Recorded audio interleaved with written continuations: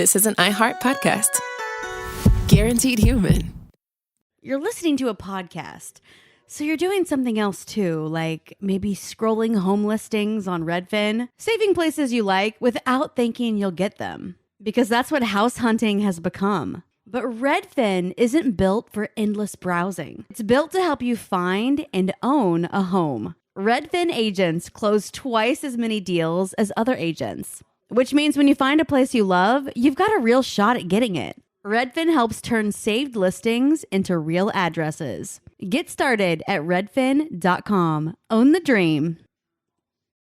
Hey, this is U.S. Olympic gold medalist Tara Davis-Woodhull. And I'm U.S. Paralympic gold medalist Hunter Woodhull. As athletes, our lives are about having a clear path. And a team that you can absolutely trust. So when it came to getting the best mortgage, we chose PennyMac. PennyMac is proud to be the official mortgage provider of Team USA and you. Learn more at pennymac.com. PennyMac Loan Services, LLC, Equal Housing Lender, NMLS ID 35953. Licensed by the Department of Financial Protection and Innovation under the California Residential Mortgage Lending Act. Conditions and restrictions may apply. Honestly, no one wants to think about HIV, but there are things that everyone can do to help prevent it. Things like PrEP. PrEP stands for pre-exposure prophylaxis, and it means routinely taking prescription medicine before you're exposed to HIV to help reduce your chances of getting it. PrEP can be about 99% effective when taken as prescribed. It doesn't protect against other STIs, though, so be sure to use condoms and other healthy sex practices. Ask a healthcare provider about all your prevention options, and visit findoutaboutprep.com to learn more. Sponsored by Gilead. With the all-new Audi Q3, the answer is always yes. Yes to adventure. Yes to escape. Yes to right now. The all-new Audi Q3, made for the yes life.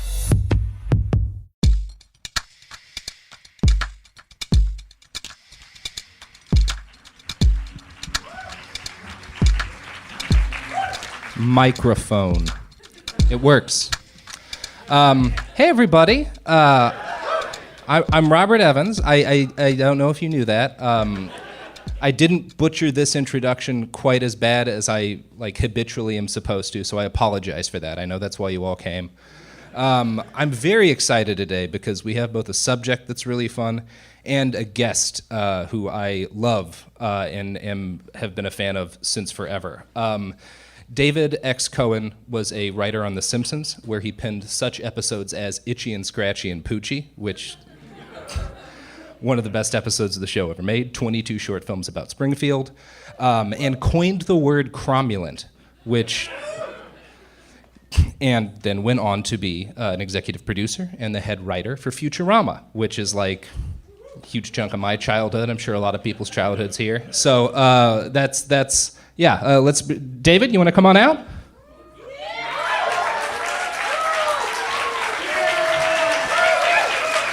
Now,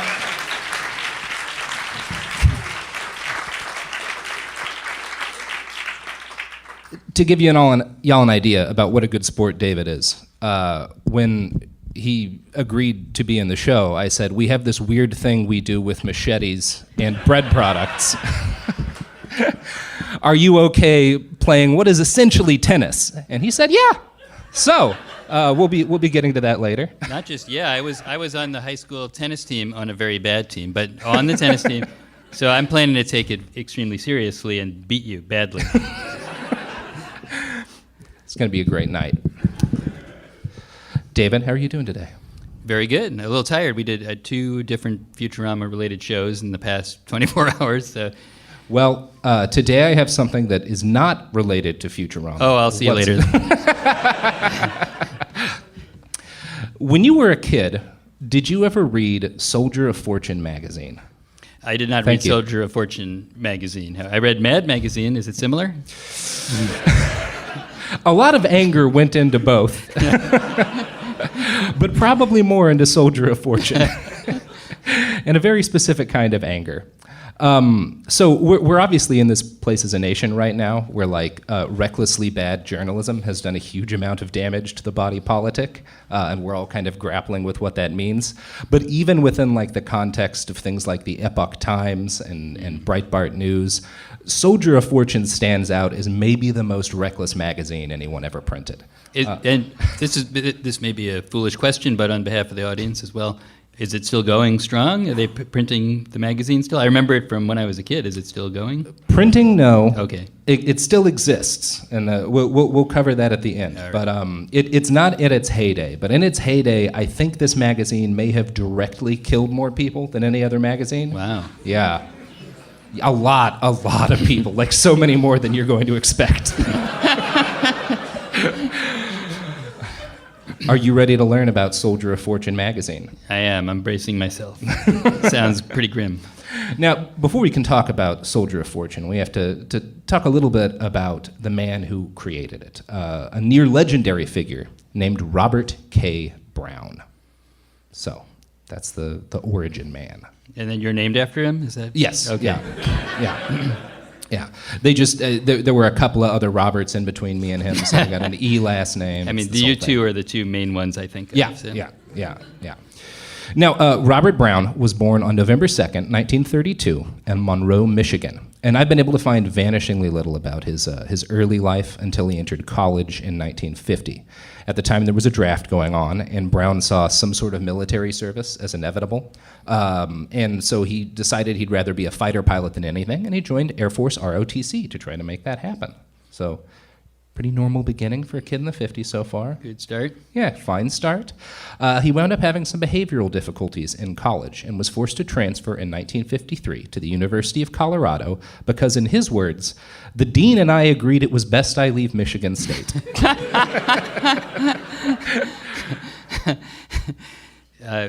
Was this a violence-related thing, or did he have other issues as well? It wasn't like he didn't also have like Me Too issues or other stuff going on? I haven't heard any direct allegations. Okay. I would be utterly shocked. So he was bad in one specific way so far. Yeah, I mean, that we know of. Okay. But it's also almost impossible that this guy didn't have something like that happen, given the rest of his background.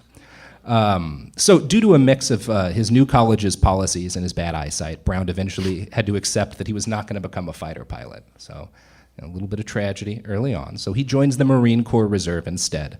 But his recruiter is a guy who he goes on to call a snake oil salesman, and instead convinces him to join the Army when it's time to join full-time rather than the Marine Corps, promising that he can become a special agent in the Counterintelligence Corps, which is not a job that he can actually have.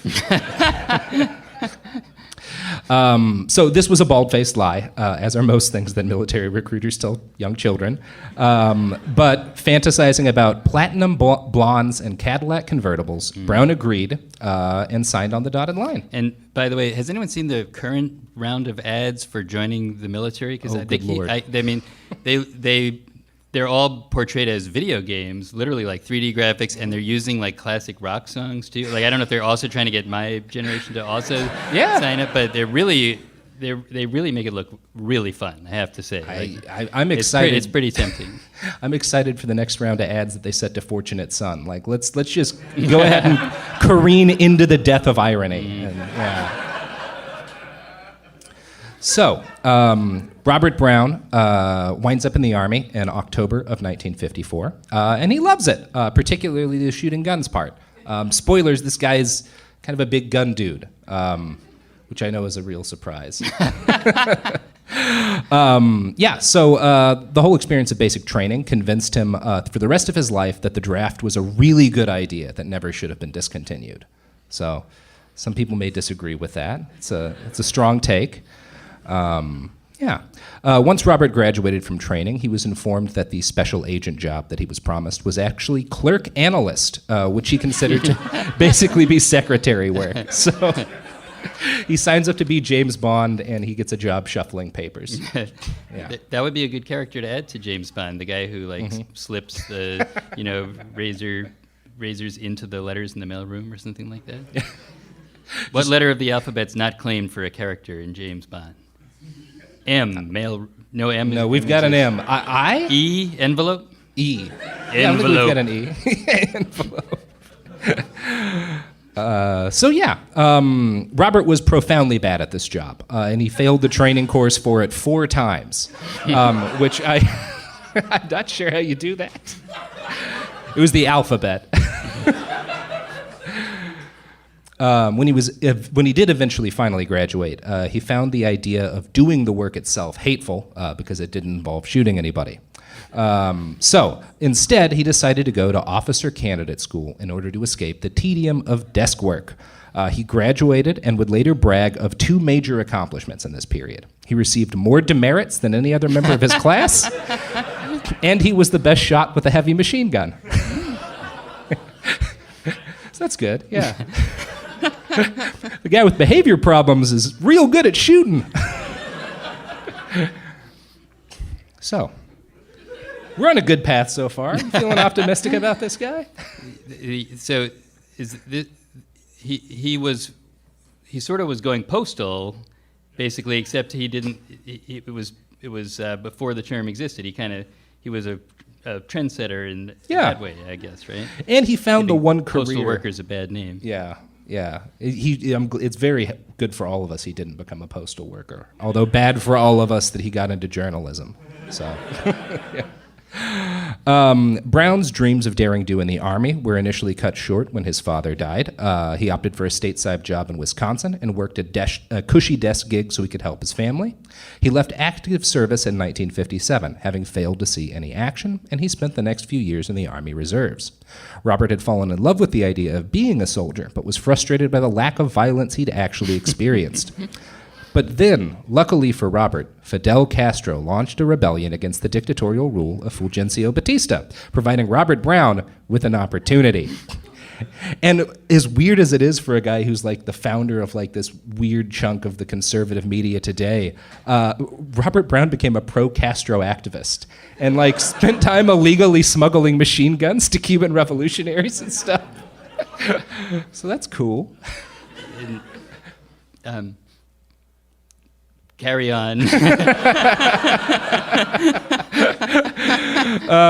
So yeah, he eventually tricked his college's student newspaper into issuing him press credentials, which is one of the most important things about being a journalist, is tricking someone into issuing you credentials. So he nails the first part of the job, and he spends some time in Havana, but he doesn't see any action.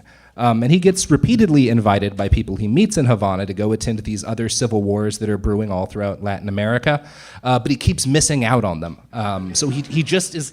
The frustration is just unbearable at this point. Yeah, always, I don't know, I'm trying to do the always a bridesmaid, never a bride thing, but for brutal, grinding civil insurgencies. It didn't come to me. You can work it out. So, he did manage to participate as a war correspondent, though. He was hired by the AP to interview a refugee Spanish general promising to overthrow the dictator Francisco Franco. The resulting article did well, and Brown struck up a friendly acquaintanceship with the general, who had helped train Castro's guerrillas, too. The general gave Brown a copy of a book called 150 Questions for a Guerrilla, a manual for how to fight an insurgent campaign.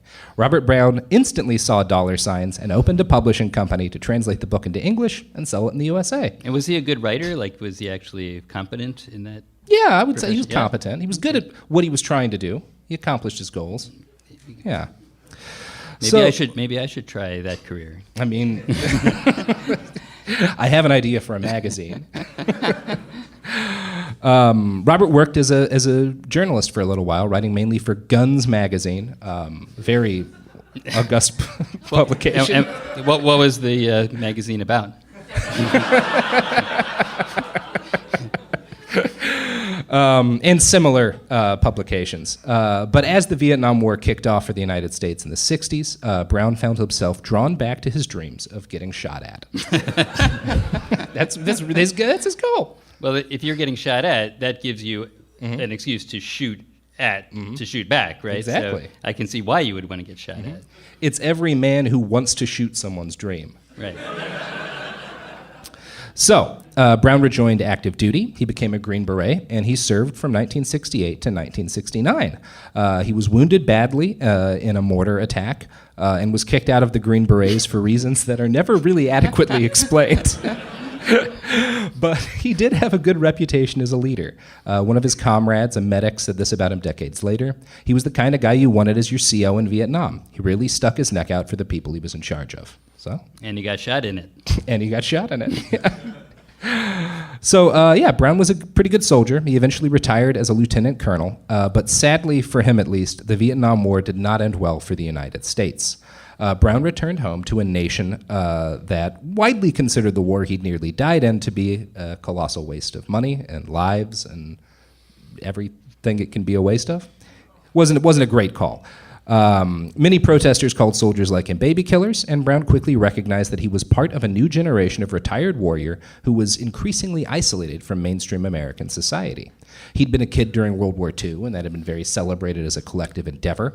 And he was frustrated that, like, his generation of soldiers weren't getting the respect that they deserved. So he said, I'm going to go on the internet and link up with other people like, it hasn't been invented yet.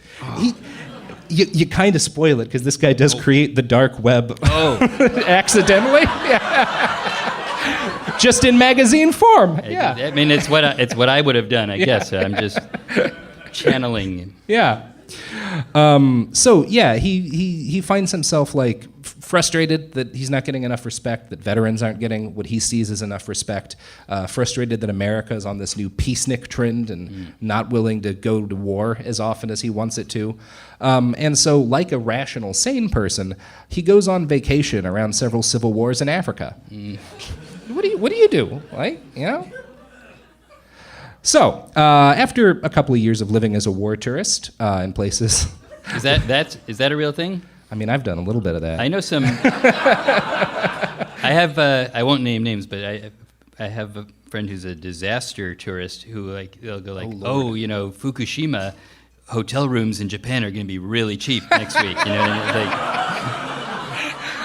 I thought at first you were going to say that he liked to visit the sites of terrible disasters, but he's just thrifty. Exactly. Yeah. No.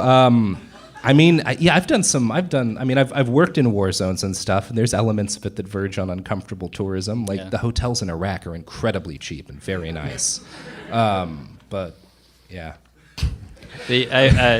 Just a tiny aside along those lines for a second, but back when we were making Futurama, Matt Greaney and I got invited to some kind of a Kurdish film festival, animation, I don't know what it was, and they're like, don't worry, you'll be totally safe, we'll have 24-hour guards posted.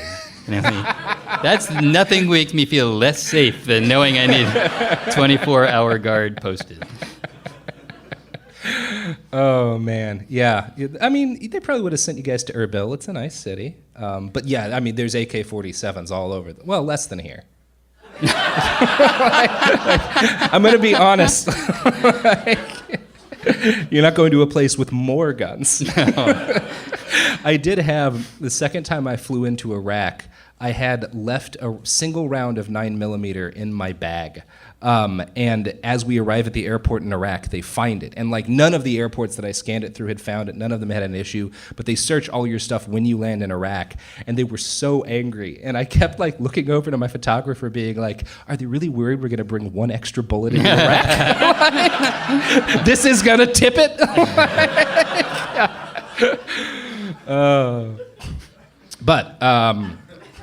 Okay. So, Robert Brown finds himself in Africa, hanging out at a couple of civil wars, shooting the shit with mercenaries. And he meets a couple of mercenaries who are about to go over to Oman and fight, putting down an insurrection for the Sultan. And this gives him an idea. He writes to the Oman Ministry of Defense and inquires about taking a job as a mercenary there. They send him a contract. Brown had no desire to actually do this job, but he knew that there were an awful lot of glory-seeking Americans who would jump at the opportunity. So he took out ads in a series of gun magazines, reading, quote, "Want to be a mercenary in the Middle East? Send $5. Wow. That guy's a genius. Yeah, he's fucking genius. So far you're this is going completely the wrong way. I'm just more and more impressed with this guy. He's not a dumb man. It's a great grift.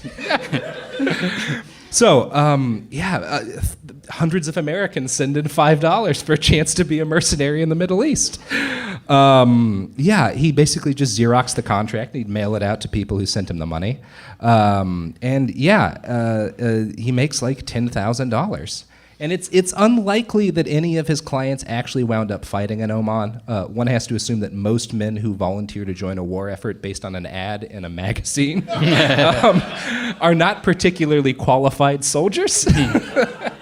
But the financial success of the endeavor convinced Brown that there was a huge amount of money to be made in playing to the dream in every man's heart that he might, in the right circumstances, be a total badass. Now, this might be another dumb question, but is it legal to be a mercenary for another country if you're a U.S. citizen? Like, we go back and forth on that as a nation. It kind of depends on the war. Because you have to report your income, and you're like, I'm fighting for Mercenary. a different country's army. Like that seems like you might invite scrutiny of your tax return at a minimum. Yeah, I think it's one of those things like being a drug dealer. There's that thing the IRS lets you mark that's like, I'm not going to tell you how I got this money, but here's how much money I have. But here's how many Iraqi lira I made this year. And I'm going to write off a lot of ammunition. So Robert Brown uses the $10,000 he makes scamming gun nuts to fund the creation of a new magazine, Soldier of Fortune. His stated goal was to rehabilitate the image of the warrior in American society. So, exciting. Mm-hmm. He said this later, quote, "A lot of Vietnam veterans felt they weren't given their due, so I wanted to promote the concept of giving them recognition. We said our blood was just as red as anyone who fought in World War I or World War II or Korea, but that wasn't the case in society at the time." So, Soldier of Fortune likely would have been a blip on the radar if it weren't for a particular stroke of marketing genius by Robert Brown, because he didn't just angle it as a magazine for veterans. He fashioned Soldier of Fortune as, quote, the journal of professional adventurers. So it was a magazine for mercenaries. And was he running? Was it filled with his own more of those ads? Still the send $5 ad? Like, because again, just admiring, I'm getting $5 in the ad, but they're not paying me for the magazine. So it's like if he could just invent the magazine just to run his own ads, that's also brilliant. Yeah, we'll get to that. Okay. This is a man who never gives up on his dream of getting other people to fight in someone else's wars. And he's So now the problem with a magazine aimed at mercenaries is that there's not a lot of mercenaries, and a lot of them can't read, and a lot of them cannot read, which is why you become a mercenary. So there were like maybe 1,000 or 2 people in the world who both spoke English and fit the definition of a mercenary. But Brown's real target was not hard-bitten warriors. It was aging baby boomers who thought they probably could have been hard-bitten mercenaries if they hadn't gotten that girl pregnant back in '62. Here's how Mike Royko of the Chicago Tribune described the magazine's clientele in 1984. Quote, "It's directed at professional mercenaries, men who will fight for pay and those that want to hire them. But since mercenaries represent only a tiny portion of the reading population, the magazine tries to broaden its appeal to include those who might be called war fans, weapons lovers, fanatic anti-commies, and Walter Mitty types who enjoy the vicarious thrill of reading about blood and guts." So that's the audience. We don't know anything about that group. That's he's the first person in American history to really decide to market directly to that group of people, which turns out to be a really good idea from a money standpoint. Or if you want to run for president. Oh, sorry. This is a very pro-Trump podcast. Aggressively so. I really offended people here. We are in the middle of red San Francisco. So. I meant that in the opposite of the way most people mean that. Let's talk about modern home shopping. It's sort of become a fun side hobby, right? Scrolling listings at night, dreaming about kitchens you've never seen, or backyards you haven't even stepped foot in, all from the comfort of pretty much anywhere. Redfin knows a lot of people like you want to own, but are stuck in this browsing mode loop. That's where Redfin flips the script. With listings that update within minutes and tours you can book right from the Redfin app, you can see your dream home the moment it appears. Now, liking a listing is easy, but actually landing it That's where Redfin comes in. Redfin has over 2,200 agents with local expertise. And Redfin agents close twice as many deals as other agents. That means they want to help you win, not just window shop. Redfin is built to help you go from just looking to wait, this could actually be home. So become the newest neighbor on the block. Visit redfin.com to start finding and start owning. That's redfin.com. Hi, I'm Cindy Crawford, and I'm the founder of Meaningful Beauty. Well, I don't know about you, but I never liked being told, oh, wow, you look so good for your age. Why even bother saying that? Why don't you just say you look great at any age, every age? That's what Meaningful Beauty is all about. We create products that make you feel confident in your skin at the age you are now. Meaningful Beauty. Beautiful skin at every age. Learn more at meaningfulbeauty.com.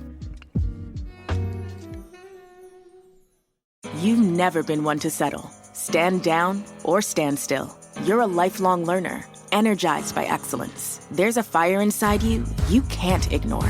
You've got competition to outrun, momentum to build on, and your own high standards to meet. Stop now? Not a chance. At Capella University, we help you catch what you're chasing because you've always had the drive. Now, go earn the degree. Capella University. What can't you do? Visit capella.edu to learn more. Honestly, no one wants to think about HIV, but there are things that everyone can do to help prevent it. Things like PrEP. PrEP stands for pre-exposure prophylaxis, and it means routinely taking prescription medicine before you're exposed to HIV to help reduce your chances of getting it. PrEP can be about 99% effective when taken as prescribed. It doesn't protect against other STIs, though, so be sure to use condoms and other healthy sex practices. Ask a healthcare provider about all your prevention options, and visit findoutaboutprep.com to learn more. Sponsored by Gilead. So, the first ever issue of Soldier of Fortune featured a glossy color picture of a soldier with a rifle behind a barbed wire fence with a red sun setting in the background. The whole image was cast in a green tint, as if being viewed through night vision goggles. Articles included underwater knife fighting techniques. Hey! Which I am desperately curious about. Because I can imagine a handful of people in history have had to stab someone while underwater. I'm sure it's happened. But to need to do it enough to have a technique. Yeah. But sometimes you need to also defend yourself against a giant squid or something like that. It's not necessarily a human. Yeah. There's a lot of stuff to stab underwater. That's a very good point. I am sorry for suggesting that people might not need to stab aquatic life. I just said knife. You really grasp the fundamental precept of this podcast, which is ABS, always be stabbing. Right. Yeah. Always be stabbing. It might be like an underwater high school biology class where they're doing a dissection. Yeah. In the wild. Yeah. So. Other articles included Urban Street Survival, Part 1, which I feel like the underwater knife fighting might help with. And, of course, American Mercenaries in Africa. Now, that last article was a feature about the conflict in a little place that doesn't exist anymore called Rhodesia. What do you know about Rhodesia? Diamonds, right? Yeah, I think so. Yeah, probably. Named after Cecil Rhodes, is that right? Yeah. Very good. Yeah. Turned into, is it Zimbabwe? Yeah, exactly. Yeah, nailed it. Great. But before it turned into Zimbabwe, it was a little bit problematic. Because Rhodesia was a white supremacist state that broke away from the British Empire in 1965 over the issue of whether or not black people should be able to vote. They did not take the positive attitude on that. So the 3% of the nation that was white controlled virtually all of Rhodesia's resources, and they knew that letting black people vote would change that state of affairs. Here's how Soldier of Fortune described the conflict. What the Brits wanted was for the blacks to get a vote, one man, one vote. Of course, that would mean the blacks would get into power. So the white Rhodesians unilaterally implemented the Universal Declaration of Independence in 1965. And I have to emphasize here, they're not framing that as a bad thing. They're being like, of course this is what happened. They were going to take all of their stuff. that they stole from them. So this is Rhodesia. We're not, maybe not talking about a super woke town. Now, for some reason, this pissed off a lot of people. The vast majority of the population in Rhodesia did not support the white supremacist state that governed it, and many of these people decided to become insurgents in an attempt to overthrow the government. And because they lived their lives dominated by an incredibly oppressive colonial capitalist system, a lot of them wound up being like, maybe communism's a good idea. And there were two different large groups of insurgents, one backed by the USSR and one backed by China. And in the tradition of leftist revolutionaries throughout history, they fought each other as much as they fought the people that they were fighting against. But they still managed to put enough pressure on the embattled white minority that things began to get very dire for the government of Rhodesia. Now, this racist nation's problems were compounded by the fact that basically the whole world, save South Africa and Israel, slammed Rhodesia with sanctions. As life in the tiny landlocked country grew more difficult, a large chunk of the white populace fled, mostly for South Africa.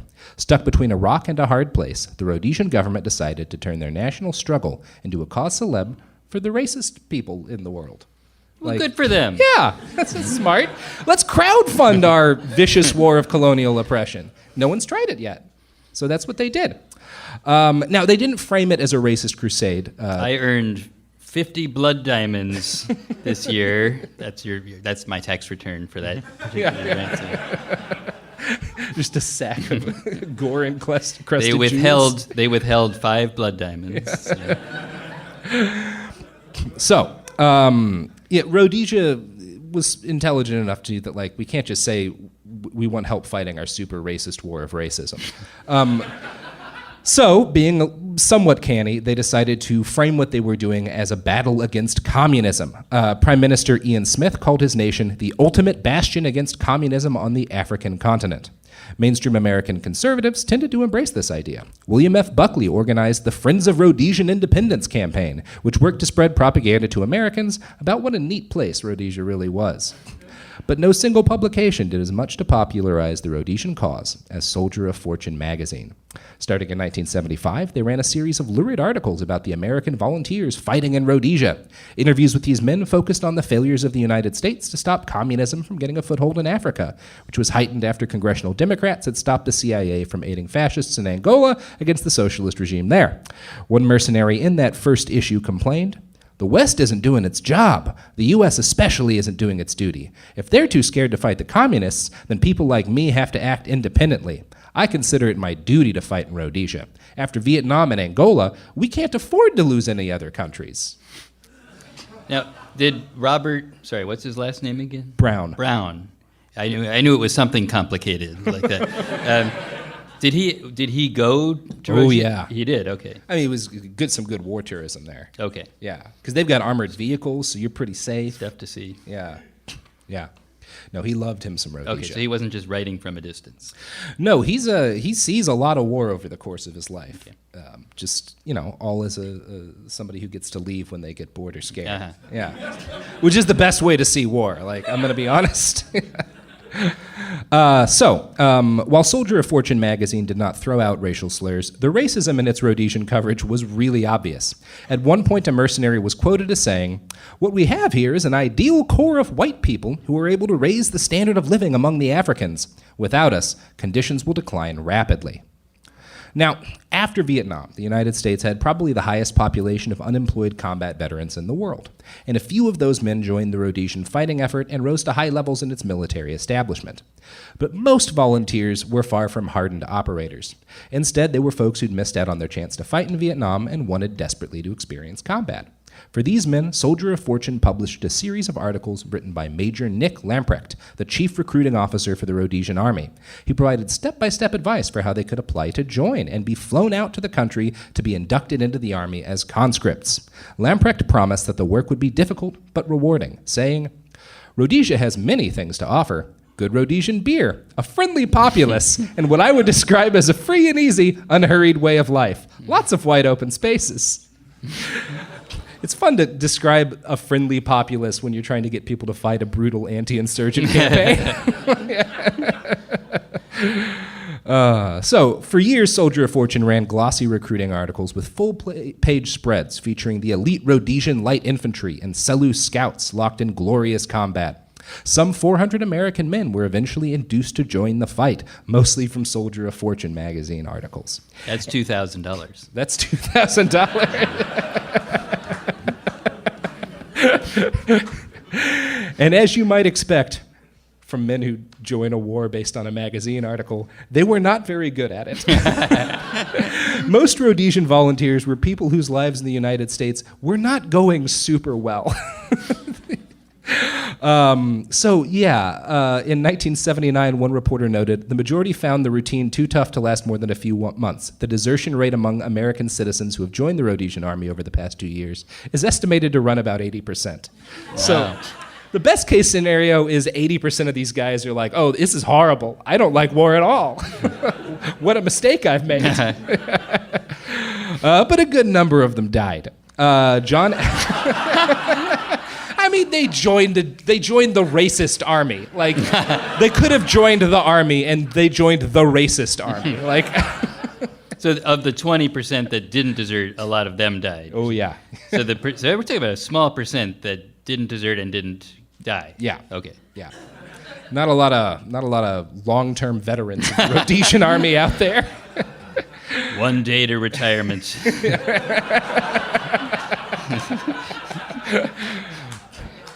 John Allen Cohen, a medic from Cleveland, Ohio, joined based on a Soldier of Fortune article and was gunned down by insurgents almost immediately after arriving in the country. Soldier of Fortune published a hagiographic article quoting him as saying this: "Since coming to Rhodesia, I've often heard..."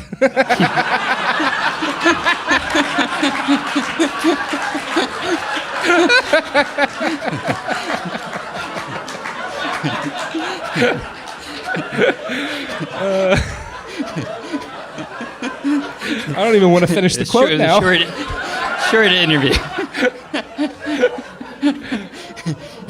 A very short interview. Yeah. Finish the quote. No, you know what? We're going to let that one sit. Soldier of Fortune articles on Rhodesia rarely made blatant lies. It was a lot easier to just ignore facts that didn't reinforce the narrative. In one piece they noted, the unrivaled Selous Scouts, the covert elite special force regiment of 1,000 that consisted of black and white, with a majority of blacks, were credited with gathering spot-on intelligence for the regular army. Lines like that are technically true, but neglect to mention the fact that only white people were allowed to be officers. So it was an army of conscripted blacks led by white volunteer soldiers. Maybe an important fact to include. I don't write for Soldier of Fortune. I'm just giving some notes. Now, I think you sound a little bitter. They never. I mean, just because you couldn't get hired doesn't mean. It was my dream ever since I came by my first copy of Soldier of Fortune in that gun show. Right next to the Wehrmacht helmets. And the other Wehrmacht helmets. Oh. Yeah, basically the picture that Soldier of Fortune liked to paint of the Rhodesian War was kind of similar to like the lost cause narrative of the Civil War here in the United States. That there was this like glorious lost land and this wonderful culture, and like it's was tragically snatched by the jaws of these people who wanted to, vote. So, actual articles from real journalists who visited Rhodesia painted a very different picture of what was going on there. I'm going to quote now from a 1979 Washington Post article I found by an actual journalist, as opposed to a guy who just likes to get shot at for fun. Quote, "The first impressions are of the rural South I knew as a boy in the 1930s. Black maids and houseboys earning $20 to $60 a month, fetch and bow, saying master and boss. Black laborers working for $12 to $20 a month plus rations, cluster in grass huts on the white farmer's land, like the Mississippi sharecroppers of the remembered past. They are like children," a housewife says. "You have to do everything for them. You have to stand over them to get anything done. It's more trouble than it's worth sometimes, but they are very happy people. It's not like South Africa." A young woman asks if we have a dishwasher, a clothes washer, and a dryer. She laughs. "You know what we call them here?" And then she says the N-word. Oh. Yeah, not nice people. Also, kind of wild to say you have to do everything for the people whose explicit job is to do everything for you. I'm giving notes on Rhodesia now. The Rhodesian Bush War ended in 1979 when rebels succeeded in blowing up the nation's entire strategic fuel reserve. Maybe don't keep it all in one place. Again, with the notes, but like... At final toll, more than 1,100 Rhodesian soldiers died, along with roughly 10,000 rebels and more than 20,000 civilians. And it is unlikely that the few hundred mercenaries Soldier of Fortune induced to join had a sizable impact on the conflict. But they did an awful lot to influence how Rhodesia has gone on to be remembered by thousands of racists around the world. You remember that Soldier of Fortune article I quoted from a little earlier? The one that glossed over the fact that the nation was founded out of a desire to stop black people from voting? Sounds familiar. Yeah. Well, that article was not written during the time of the Rhodesian Bush War. It was published in 2012. Oh. 3 years later, in 2015, Dylan Roof walked into a black church in Charleston and shot 9 people to death. His stated goal was to provoke a race war. He left behind a manifesto titled, "The Last Rhodesian." So, yeah, there's a real horrible negative long-term consequence to the myths that Soldier of Fortune was integral to setting up. So this is the actual death count is beginning with 9. Well, and all those mercenaries who got killed. Well, yeah.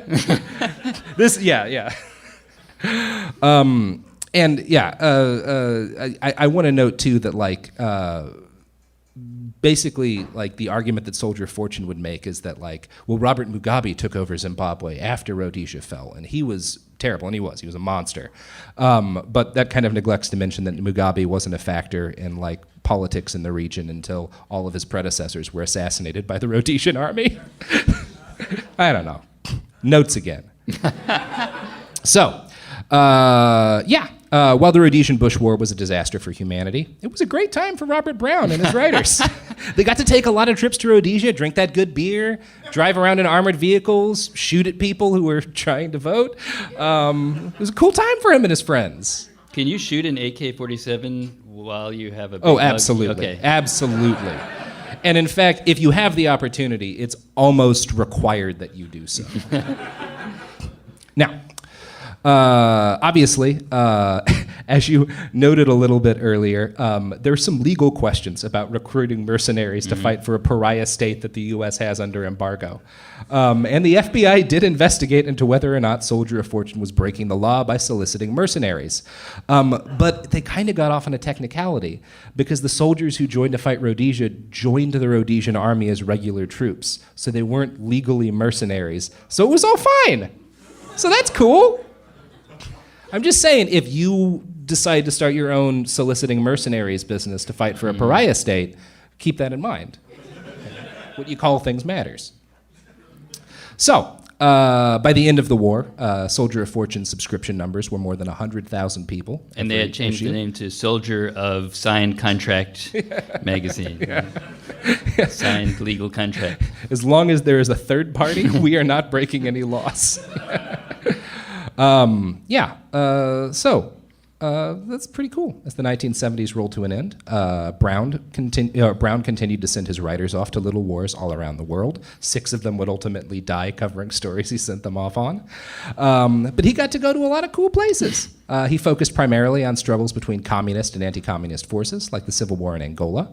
And Brown was canny enough not to solicit mercenaries directly in the future, but he didn't need to, because many of his readers were the same kind of person that he was. And this is where we enter the story of a guy named David Bufkin. David, I mean, this is... I know. There's something spooky. Something weird here.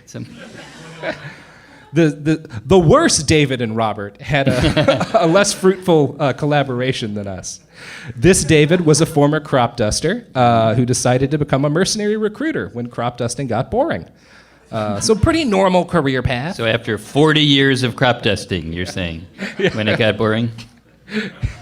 He decided to start putting up ads in local newspapers when Soldier of Fortune, trying to raise 100 mercenaries to fight against communists in Angola. Now, this was maybe a bad idea on its face, since the Cuban army alone had sent tens of thousands of soldiers in to fight in Angola. But 100 mercenaries, it's a start. So to make his case seem more legit, he lied and said that he'd gotten an $80,000 CIA contract. A few dozen would-be warriors reached out to Bufkin, but as one of them later recalled, Bufkin obviously had no funds available. He operated out of motels. He had no office. Potential recruits had to pay their own travel expenses. It was definitely a shoestring operation, which is not what you want if you're being recruited to go fight in a foreign war. You want it if they're not paying for business class. This is where the word fortune comes in. Exactly. Right? It is not soldiers of economy. Fortune in the name. It's got to at least be like an upper tier airline. Yeah.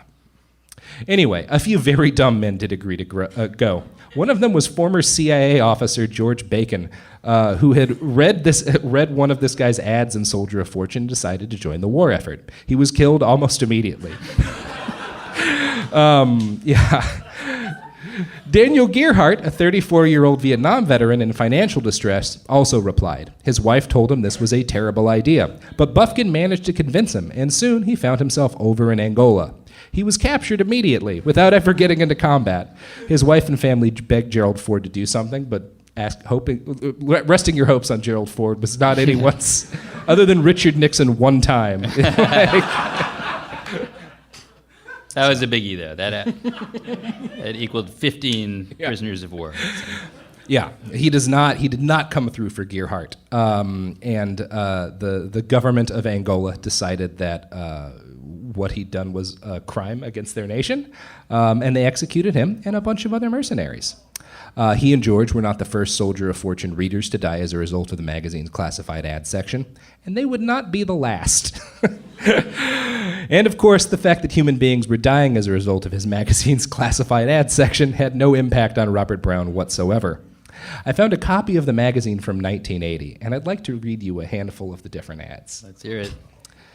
Male, 25 years old, 5'9", 135 pounds, desires security position, any location, excellent marksman, and speaks fair German. I'm antisocial, but prefer working alone. I served in the American Army, possess no combat experience. There's nothing unsettling about that guy. That guy basically had the same build as me and was billing himself as a massive security expert, right? He's a good marksman and he speaks German. He is more qualified than me, then, I admit it. Also from Toledo, Ohio. The next ad. Ex-CIA attaché seeks area in U.S. to fulfill purpose of pro-Western ideals and their success. Trade crafts many. Cutout, sanitization, sanctification, playback, disinformation, bag jobs, false flag, legends, peeps and sounds, sneakies, sisters available. I don't know what sisters is. I have no idea what that, in CIA parlance, what that means, but all of that sounds incredibly shady. Yeah. Dead serious inquiries only.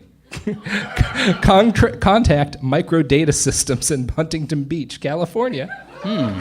So that's probably cool. Yeah. Madman's Book of Formulas. How to make, step-by-step, goodies like knockout drops, explosives, silencers, poisons, letter bomb, and many others. A must in completing your library? How many times have you needed a letter bomb? Well, you got a space on your shelf. Yeah. You got to put something there, right? You might have a lot more space in your shelf after the letter bomb. And the last one I'm going to read right now. Wanted, patriots, especially veterans who see the coming national crises and desire to be prepared. Write for free information to Christian Patriots Defense League or Citizens Emergency Defense System, Flora, Illinois, or call, it gives a phone number, day or night.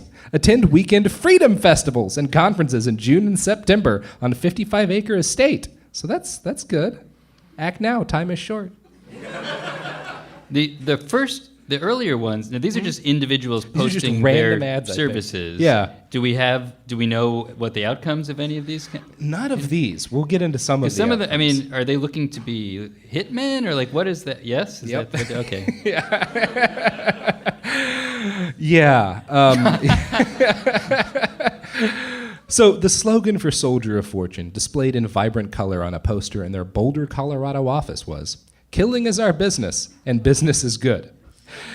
This is good branding, but it is not strictly accurate. As the years went by, Soldier of Fortune made less and less of its money directly soliciting killers, which is a legally dicey enterprise, and more money just allowing random murderers to advertise through their classified ad section. Wow. Yeah. So it is just like Facebook.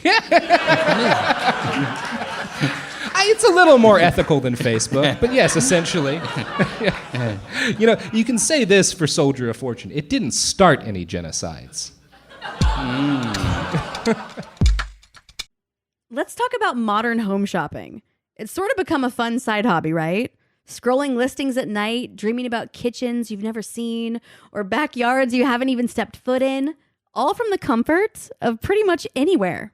Redfin knows a lot of people like you want to own, but are stuck in this browsing mode loop. That's where Redfin flips the script. With listings that update within minutes and tours you can book right from the Redfin app, you can see your dream home the moment it appears. Now, liking a listing is easy, but actually landing it, that's where Redfin comes in. Redfin has over 2,200 agents with local expertise. And Redfin agents close twice as many deals as other agents. That means they want to help you win, not just window shop. Redfin is built to help you go from just looking to wait, this could actually be home. So become the newest neighbor on the block. Visit redfin.com to start finding and start owning. That's redfin.com. Now I'd like to introduce you to Meaningful Beauty, the famed skincare brand created by iconic supermodel Cindy Crawford. It's her secret to absolutely gorgeous skin. Meaningful Beauty makes powerful and effective skincare simple, and it's loved by millions of women. It's formulated for all ages and all skin tones and types, and it's designed to work as a complete skincare system, leaving your skin feeling soft, smooth, and nourished. I recommend starting with Cindy's full regimen, which contains all 5 of her best-selling products, including the amazing youth-activating melon serum. This next generation serum has the power of melon leaf stem cell technology. It's melon leaf stem cells encapsulated for freshness and released onto the skin to support a visible reduction in the appearance of wrinkles. With thousands of glowing 5-star reviews, why not give it a try? Subscribe today and you can get the amazing Meaningful Beauty system for just $49.95. That includes our introductory 5-piece system, free gifts, free shipping, and a 60-day money-back guarantee. All of that available at meaningfulbeauty.com. You've never been one to settle. Stand down or stand still. You're a lifelong learner, energized by excellence. There's a fire inside you can't ignore. You've got competition to outrun, momentum to build on, and your own high standards to meet. Stop now? Not a chance. At Capella University, we help you catch what you're chasing because you've always had the drive. Now, go earn the degree. Capella University. What can't you do? Visit capella.edu to learn more. Honestly, no one wants to think about HIV, but there are things that everyone can do to help prevent it. Things like PrEP. PrEP stands for pre-exposure prophylaxis, and it means routinely taking prescription medicine before you're exposed to HIV to help reduce your chances of getting it. PrEP can be about 99% effective when taken as prescribed. It doesn't protect against other STIs though, so be sure to use condoms and other healthy sex practices. Ask a healthcare provider about all your prevention options and visit findoutaboutprep.com to learn more. Sponsored by Gilead. Yeah, so a lot of very sketchy individuals started putting in ads in Soldier of Fortune's classified section.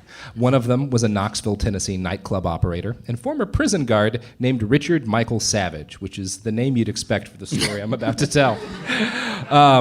So he places an ad saying, "Gun for hire, 37-year-old professional mercenary desires jobs, Vietnam veteran, discreet and very private, bodyguard, courier, and other special skills, all jobs considered." Now, he would claim in court later that he received 30 to 40 calls a week after placing this ad in the June 1985 issue of the magazine. One person wanted him to recruit a small army to raid a gold mine in Alaska. So that's cool, yeah. Another floated a plot to steal an army payroll in South America. And People magazine reported in 1986, quote, "Yet another wanted to raid Nicaragua and promised to supply guns, camouflage clothing, rubber boats, and $50,000 for each mercenary when the raid was completed.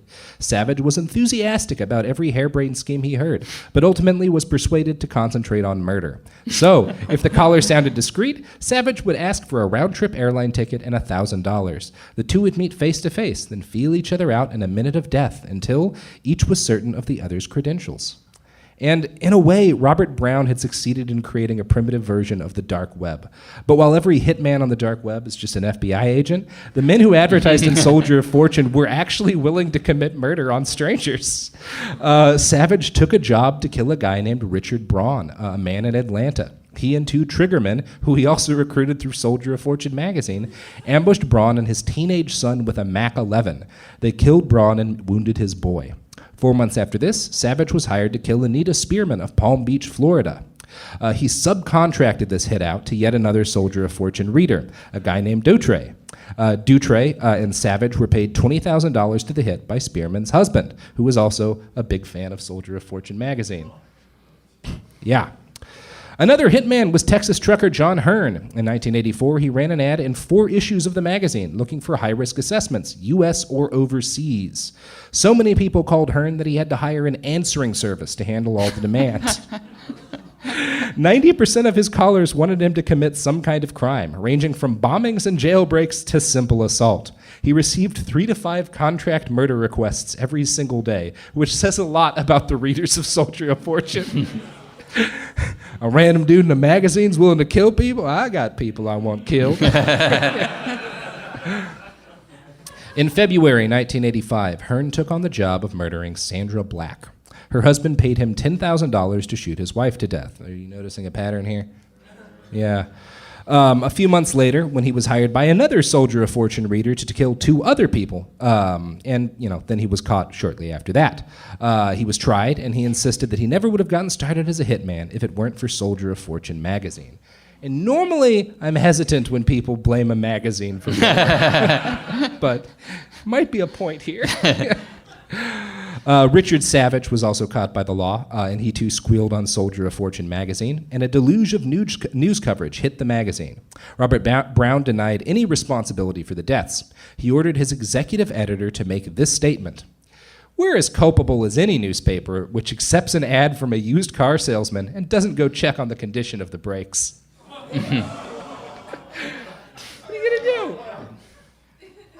Those are analogous situations. Yeah.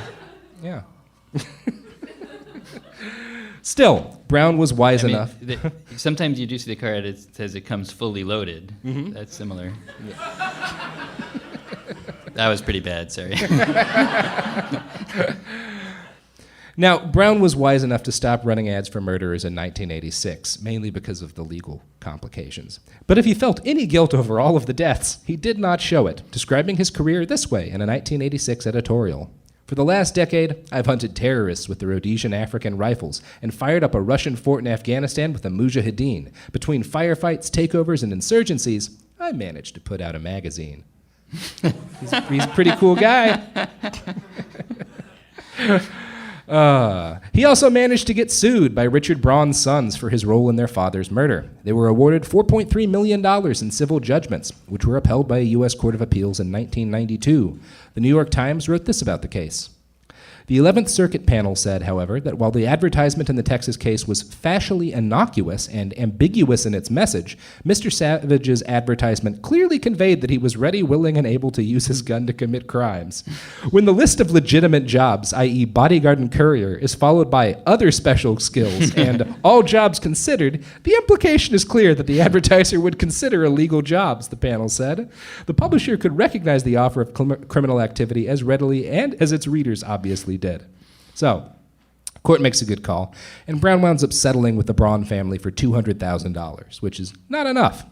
When he was interviewed about this later, in 2016, he said this: "They really tried the magazine, not the cases. 2 guys meet through the magazine, they have a friendly relationship for 6 months, they don't talk about anything illegal, but then 6 months later they agree to commit this horrendous crime? Well, if they meet at a bar and 6 months later they say, 'Let's rob a bank,' should the bartender be held liable? It was total crap." which gives me an idea for a bar I want to start. We should talk about it later. All jobs considered. Now, it's another, and again, you'll be able to enjoy the dual pleasures of life. There aren't any drive, drink, and shoot bars. Oh, the try pleasures. We could combine the elegance of a Texas drive-through liquor store with the elegance of drunkenly shooting at the landscape in Texas. This is coming together. I'm so drunk I missed the landscape. Oh. I hit that guy whose name you gave me.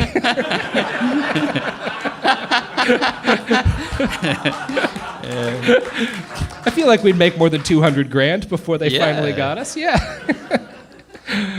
So, from that point on, Soldier of Fortune's classified ad section turned to slightly more licit fare.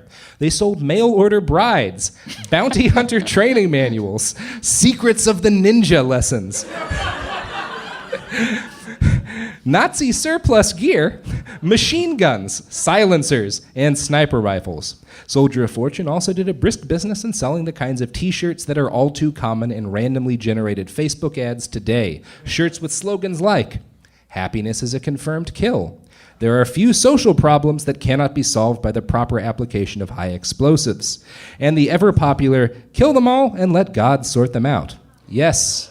This is the kind of stuff I actually do think of when you say Soldier of Fortune. Yeah. All those products they used to crank out, like that's much more something I remember than the actual magazine. Yeah, and that's like one of their real this is where a lot of that gets started. Like I think some of these phrases had existed before, but no one had thought, what if we just sell t-shirts with this written on it to dangerous people?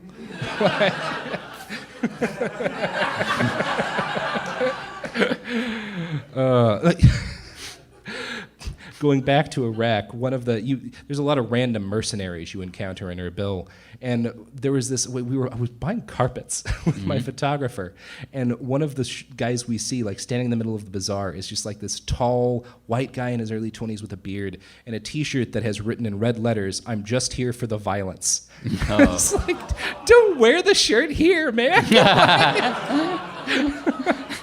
Come on, dude.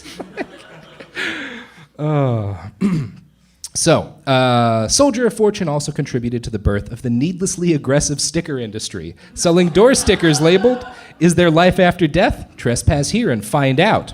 Never mind the dog, beware of owner." And bumper stickers like, "The only way you'll get my gun is to pry it from my cold dead fingers." Well, putting stickers now I'm really mad. Yeah. That is not right.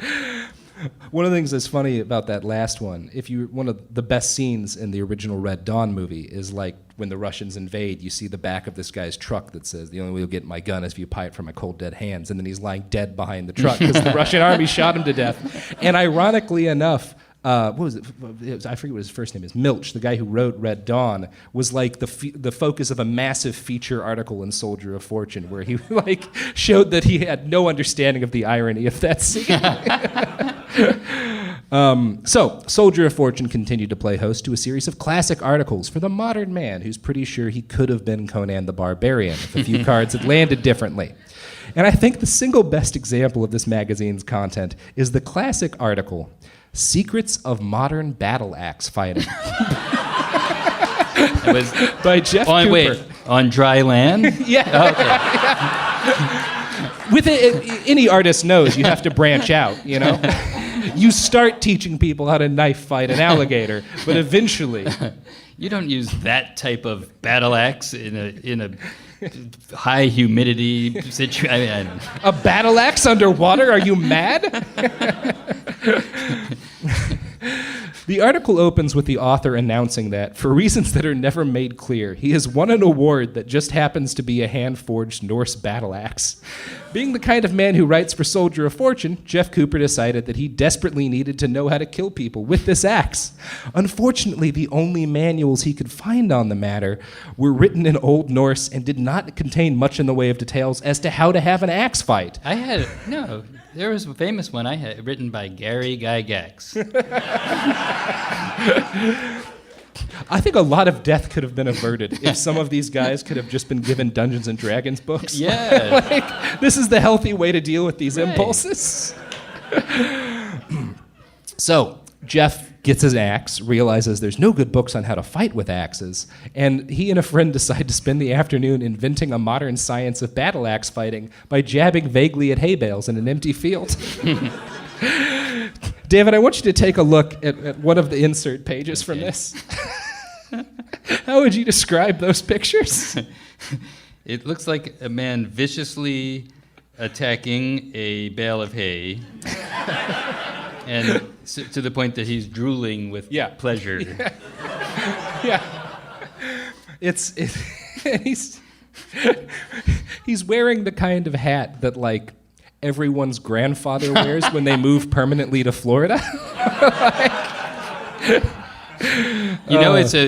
It's not a fair battle when your hat doesn't fall off during the battle.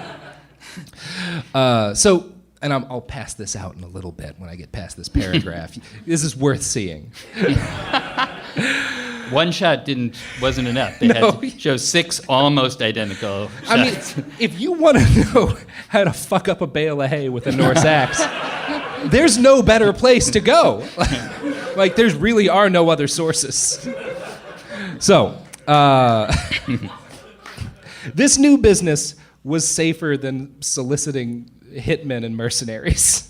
But Robert Brown... Unless you were standing inside of a bale of hay. Yes. Yes. A lot of kids playing hide and go seek were tragically. It didn't wind up all right for everybody. I found the needle.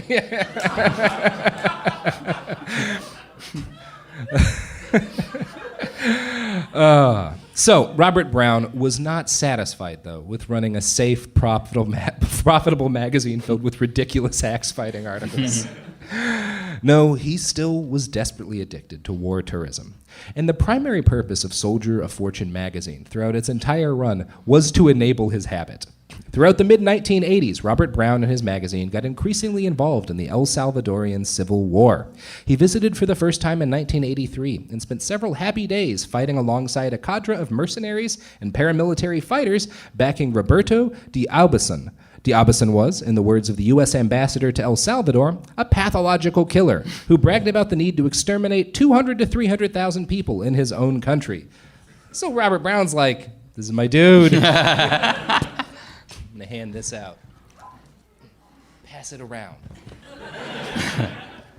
So, Daubuson ran death squads, which often massacred women, children, and a huge number of priests. And Robert Brown was only too happy to help with this. By 1984, he claimed to have sent more than 100 mercenaries into the tiny country. He also claimed that his readers had donated more than $4 million in supplies to fight the for the Contra rebels in Nicaragua. When he was criticized over the fact that his magazine was actively enabling death squads in several nations, Brown wrote this: "We're not content just to tell the story. To the best of our ability, we also help equip, aid, and train the world's anti-communist freedom fighters. We make no apologies about this, or for our virulent, anti-tyrant, anti-communist editorial stance." Now, does this tie into the Iran-Contra stuff in any way? Like, Not or really. That was the people who were actually accomplishing crazy, crooked stuff, but successfully for a little while, right? Yeah, he was like the tourist version of Ollie North. Like, and not legally committing treason, I guess, also. Yeah. And he didn't get a Fox News, although he did wind up as one of the board members of the NRA, so they're not totally different people. So tragically, and this is really going to hurt a lot of people's feelings, Brown's second planned trip to go fight in El Salvador was canceled when one of his own mercenaries shot him on accident in the leg. It happens to the best of us. Yeah, we've all been there. Now, I'm going to read a quote from the Chicago Tribune describing what happened. Colonel Brown and his kitchen table buddies were talking about a flight to El Salvador that Brown was to make the next day. Brown, who was a captain in Vietnam, claims to be helping train the Salvadoran army on an unofficial basis. He says he's making them tougher and more disciplined. As the evening wore on towards midnight, one of Brown's buddies, who writes for Soldier of Fortune, took out an automatic pistol he was carrying and showed it to Brown. Brown's buddy talked about his pistol's heft, the trigger action, and the other qualities that please gun lovers. He pulled the trigger. Being a gun expert, he knew it was empty. That was sarcasm on the author's part. When Brown's buddy pulled the trigger, there was a loud explosion. He stood there for a moment with his mouth wide open. Then he looked at his hand and saw a hole. He had shot a hole through his hand. Brown looked down at his leg. His leg hurt. He saw blood running out of his calf. The bullet, after blowing a hole in the buddy's hand, had blown a hole in in Brown's leg. The owner of the gun was right. It did pack a wallop. Brown looked down at his bleeding leg. Then he looked at his buddy and said, "You stupid son of a bitch. You shot me, and now I can't go to El Salvador." Can I ask a question about his rank? Because it referred to him as colonel in the first sentence, but it immediately said he served as captain when it was actually. So what's the colonel from? That was after his time actually doing anything in Vietnam. But he was really... Yeah, he retired as a lieutenant colonel. Okay. But it's not uncommon for people to get like a bump when they leave, especially if you've done shady things that they want to get you out of the service for. There's a lot of questions about what he actually... why he left. He may have had some dirt on somebody else, maybe. Yeah, something like that. Or they just really wanted him gone because he was an embarrassment. It's hard to say. Hard to say. So, as the 1980s wore on and the Cold War neared its end, so too did the business of soliciting mercenary fighters to crush socialist movements. Being a right-wing or a far-right crypto-fascist, Robert Brown transitioned seamlessly from demonizing left-wing movements around the world and towards attacking the U.S. government. As the Cold War ended, Soldier of Fortune became one of the prime sources fueling the American militia movement. In April 1995, it did a cover story on the Michigan Militia, the largest such patriot group in the country. That same month, Soldier of Fortune subscriber and former Michigan militia member Timothy McVeigh set off a truck bomb outside the Murrah building in Oklahoma City, killing 168 people and injuring 700. When McVeigh was caught, his car was searched. The police found a photocopy of an underground far-right zine titled The Resistor. 60 Minutes correspondent Steve Kroft described it as a political warfare journal, describing the U.S. government as a deadly enemy that needed to be crushed with lethal force. Its publisher, Stephen Barry, was a former Special Forces man who went on to work for the National Alliance, at the time the largest neo-Nazi group in the United States. Now, the FBI obviously wanted to track down how this copy of The Resistor had wound up in Timothy McVeigh's hands. By reading the fax signature, they were able to trace it back to Soldier of Fortune's offices. It turns out Robert Brown had sent 900 free copies of this zine to Soldier of Fortune subscribers as part of a promotional offer. It's like a tote bag. It's like, the NPR gives you a little bag. Soldier of Fortune gives you this Nazi guide to murdering people. Truck bombs. Yeah. Pretty cool, right? Yeah. I mean, it's a value for the other 899 people. Like, that's a collector's item. I have had it. How many times can I walk out from one interview? Now, the Bureau obviously wanted to know if Stephen Barry, Nazi, had any ties to Robert Brown, so they leaked Barry false intel and watched as, surely enough, it appeared in the next issue of Soldier of Fortune magazine. So that's cool. He's friends with some Nazis. Good stuff. Now, obviously, of course, there were legal consequences for this, right? No, nothing happened. Brown did regularly find himself under investigation and was often sued, but he always managed to stay in business and just shy of committing any felonies. After the Oklahoma City bombing and the Patriot movement got too toxic, but once the 90s ended, Soldier of Fortune pivoted yet again by focusing on the dangers of immigrants and Muslim extremists. In 2003, Soldier of Fortune published a two-part series on a group called Ranch Rescue, a border vigilante militia that later pistol-whipped and set Rottweilers on immigrants in Arizona and Texas. Yeah, he's the guy I've been reading about for the last 12 pages. he's a piece of shit. In October of 2009, Soldier of Fortune did a feature on Sheriff Joe Arpaio of Maricopa County, writing, His tough stance on illegal immigration is what he is getting beat up for by liberals promoting illegal immigration. They neglected to mention that dozens of prisoners had died in Arpaio's jails, often being illegally restrained and boiled to death in 145-degree cells. Under Arpaio, the Maricopa County Sheriff's Office paid out more than $140 million in wrongful death suits, which, again, didn't make it into the Soldier of Fortune article. Shockingly, Robert Brown was not an instant fan of the candidacy of Donald J. Trump. When interviewed about it in 2016, he expressed his belief that the man was a buffoon and would hand the election to Hillary Clinton. He has kept his mouth mostly shut about Trump since then, often involving himself, though, in internal NRA politics. He was once the organization's vice chairman, and he regularly speaks out about... if you're interested in who to vote for the NRA board, maybe check out this guy's opinions. He seems to have good judgment. Soldier of Fortune stopped publishing a physical magazine in 2016. The digital media crash, It hit us all. Well, physical media crash. Brown had to lay off almost all of his staff and go digital. The periodical is still online and still just as racist as ever, although its increasing irrelevance has made it less dangerous. In late 2019, the online edition of the magazine republished that 2012 article about Rhodesia. Whatever else you can say about Robert K. Brown, he's not a quitter, although he really should be. And that's the story. He's still alive.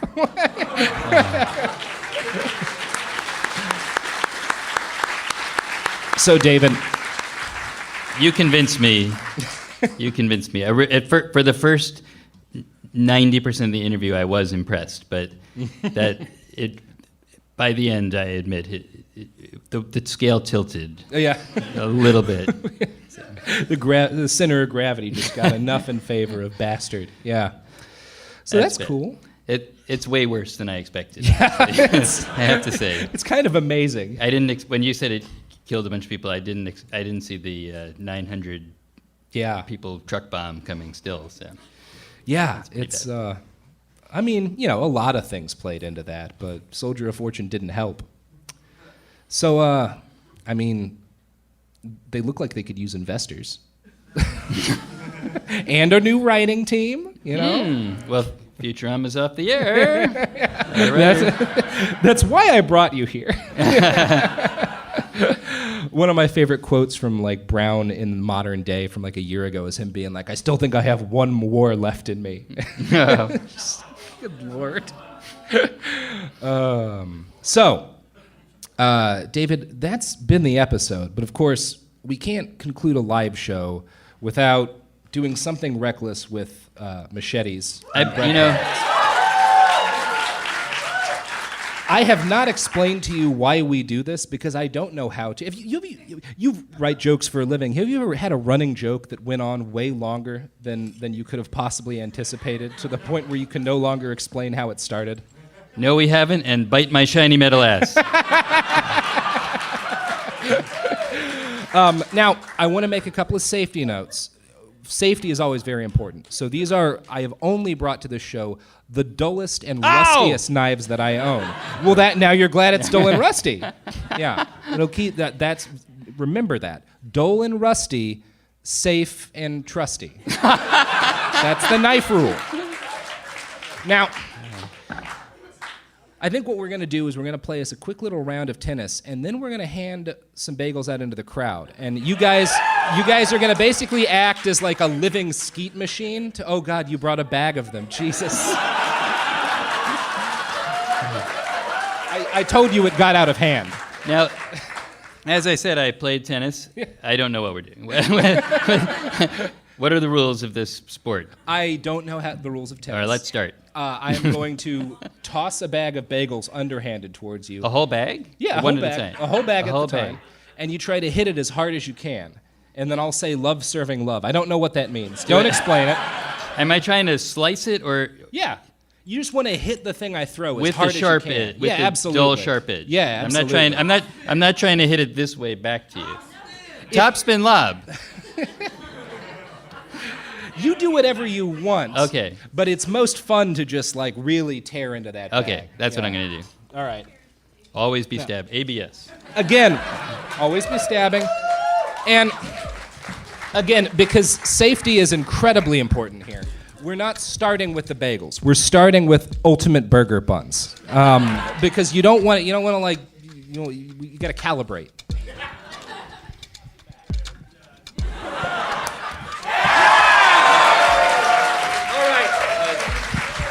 I feel like basic human decency compels me to put a stop to this before we cause too much of a mess. Oh my God, that was the stupidest and most fun thing I've done in a long time.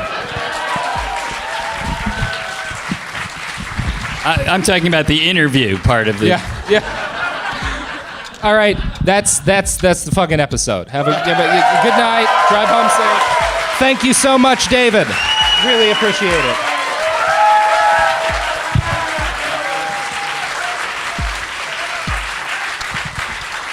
My deepest apologies to the stage crew.